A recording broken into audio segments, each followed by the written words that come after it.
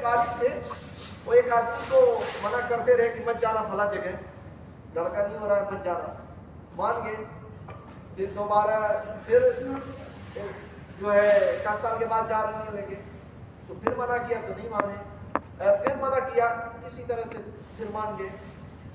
پھر ان کی عورت کہہ رہی ہے ارے ان کی بات مت مانو بھائی صاحب، لڑکا اڑکا تو کوئی اولاد آ نہیں رہی ہے، اس بار چلنا ہی ہے، اس بار چلنا ہی ہے وہاں پر۔ یہ ان کو معلوم ہوا تو پھر گئے ان کو منع کرنے، کہہ رہے مولانا آپ کی بات 2 مرتبہ 3 مرتبہ مان چکا ہوں، اس بار مجھے آپ کی بات سننا ہی نہیں ہے، اس بار مجھے جانا ہی تھا۔ تو مولانا سمجھ گئے کہ شیطان نے ان کو پورا یقین دلا دیا ہے اور اس بار ان کے پاس اولاد ہونی ہی ہونی ہے۔ یہ سنا ہوگا کہیں، یہ سن کر کے آ کر کے اس کو بتایا ہے اور یقین دلایا کہ اس بار اگر تم چلے گے تو اولاد ہونا ہی ہونا ہے۔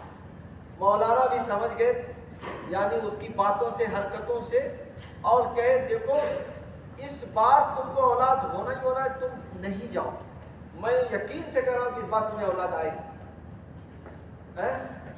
ایک دم یقین ہے کہ اس بار اولاد تم کو آئے گی۔ تو کہا کہ یار جب اتنا یہ یقین سے آدمی کہہ رہا ہے، مولانا آدمی ہے، تو چلو ایک بار اور ان کی بات مان لیتے ہیں۔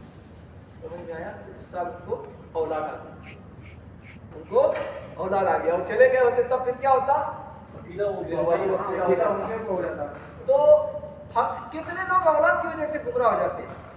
دیکھو بھائی اللہ تبارک و تعالیٰ کی حکمت ہے۔ حضرت ابراہیم علیہ السلام کو اولاد کب ملی تھی؟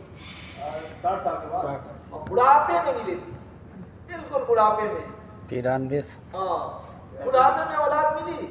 اولاد تھوڑا سا بڑی ہوئی تو اللہ تعالیٰ نے کہا اس کو وہاں مینا میں ذبح کر دو، لے گئے ذبح کرنے کے لیے۔ سمجھ میں آیا؟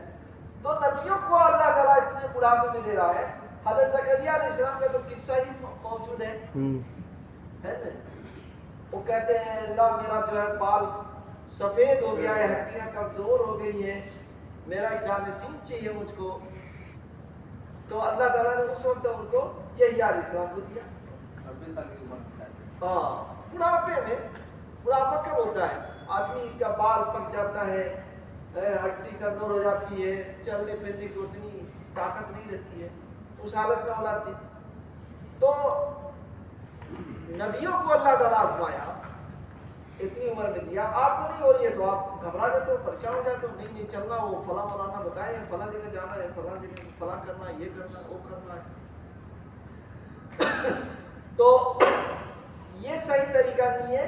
آپ نیکی کا عمل کرو اور اس کا وسیلہ لگاؤ، کوئی بھی نیک عمل، کوئی بھی نیک عمل۔ تیسرا طریقہ یہ ہے کہ نیک آدمی سے دعا کے لیے کہو۔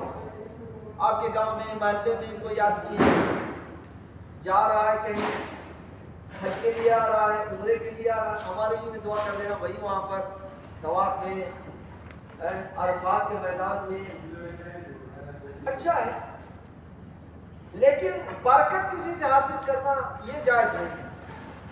ہمارے یہ بھی بہت غلط ہے، جیسے امام حرم مل جاتے ہیں نا،